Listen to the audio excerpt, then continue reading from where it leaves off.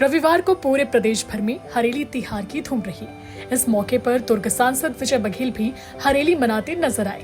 उन्होंने अपने गृह ग्राम उरला में अपने कुलदेवता के साथ साथ कृषि औजारों की परिवार संग पूजा अर्चना की।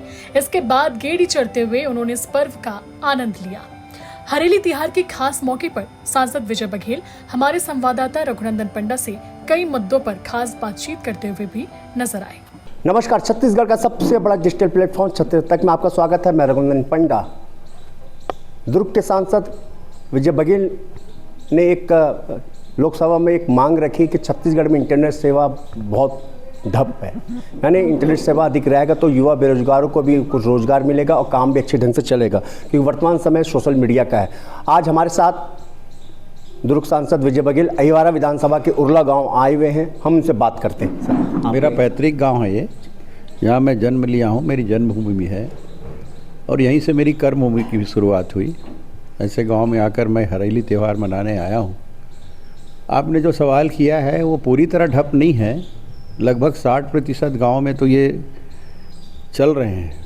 जो डिजिटल इंडिया का जो एक कॉन्सेप्ट है माननीय मोदी जी सरकार का, और इसमें जो केबल जो बिछाए जा रहे हैं वो केबल जो क्वालिटी है, मैं उसकी बात उठाया था कि गुणवत्ता पूर्ण रहे वो, ताकि ये जो नेट की व्यवस्था लगातार चलती रहे। दूसरा मैंने ये बात कही थी कि 40% गाँव में ये व्यवस्था नहीं चल पा रही है, इसलिए वहाँ के जो बच्चे हैं उनको भी पढ़ाई में दिक्कत आ रही है। आजकल सभी चीज़ नेट के माध्यम से होता है, पढ़ाई भी होती है। और जो पंचायत में काम करने वाले पंचायत सचिव हैं, रोजगार सहायक है, आंगनबाड़ी की महिला कार्यकर्ता और सहायिका हैं, वो सब भी केंद्रीय और राज्य की योजनाओं को क्रियान्वित उसी मोबाइल में नेट के माध्यम से वो लोग करते हैं, तो उसमें भी दिक्कत आती है। और लगातार 2G, 3G, फिर 4G, फिर 5G भी आ गया, तो उस स्तर का होना चाहिए, ये मैंने कहा था। और मंत्री जी ने बड़े सादगी से और विश्वासजनक ढंग से उत्तर भी दिया, और माननीय मंत्री जी पूरी सक्रियता से इसमें लगे हुए हैं ताकि पूरे देश में और हमारे प्रदेश में और ये लोकसभा में नेट की व्यवस्था निरंतर लगी रहे और बच्चों को और जो शासकीय कर्मचारी उनको दिक्कत ना आए। विपक्ष के नेता राहुल गांधी ने संसद में एक मांग उठाई कि जो बजट बनाया गया मात्र 20 लोगों के द्वारा बनाया गया हलवा बांटा गया है। आपके क्या? बहुत ही मार्मिक ढंग से हमारी वित्त मंत्री श्रीमती सीतारमण जी ने इसका जवाब दिया। उस हलवे में क्या भावना जुड़ी हुई थी ये उन्होंने बताया। और ये आज की परंपरा नहीं है, ये जब से देश आज़ाद हुआ है बजट बनाने की परंपरा शुरू हुई है तब से ये परंपरा चल रही है। उनको क्या मालूम, बेजवाब हो गए, वो शर्मसार हो गए राहुल गांधी। तो ऐसे जो कम बुद्धि रखने वाले लोग हैं, कम जानकारी रखने वाले लोग हैं और जिनकी अधूरी जानकारी होती है, वो इस तरह की बेहूदगी बातें और बेतुकी बातें करते हैं।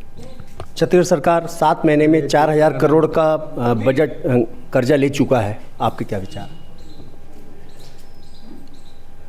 देखिए, कर्जा किस भाव से लिया है।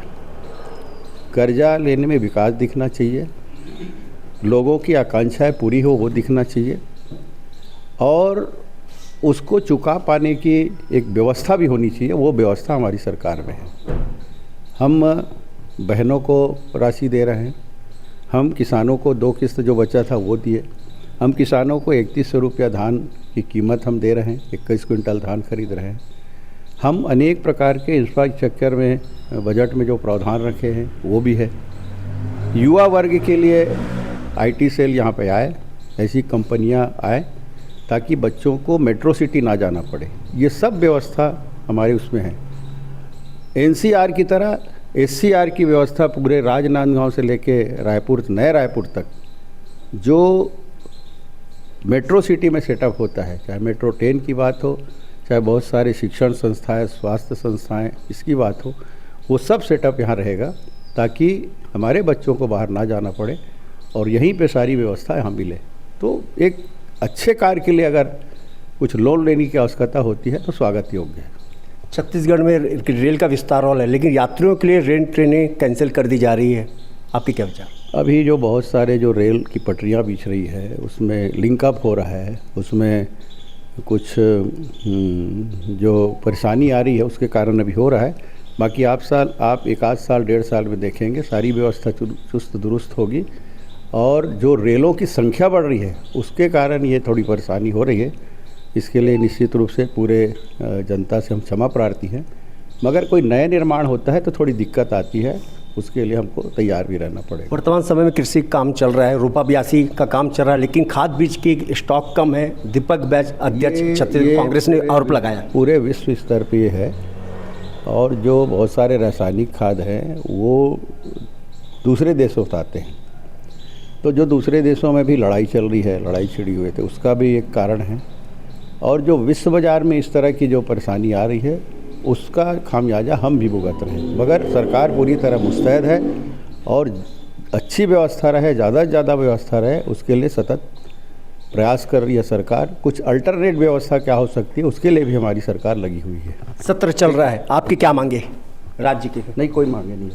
ठीक है। विजय बघेल सांसद अब उरला गांव से निकल के अब दूसरे कार्यक्रम में जा रहे हैं और तो आप देख रहे हैं कि पूरे कार्यकर्ता पूरे इनके साथ अभी हैं और ये कह रहे हैं कि छत्तीसगढ़ सरकार हो चाहे मोदी सरकार हो, जनता के हित के लिए काम करती है। और छत्तीसगढ़ में जो रेल विस्तार हो रहा है, कुछ कारण से यात्री ट्रेन को कैंसिल किया जा रहा है, आने वाले भविष्य के लिए यात्रियों को बहुत बड़ी सुविधा मिलेगी। विजय बघेल सांसद का यह कथन कितना छत्तीसगढ़ वासियों को फायदा होगा ये तो समय बताएगा। रघुनंदन पंडा, छत्तीसगढ़ तक, आईवारा विधानसभा, उरला गांव।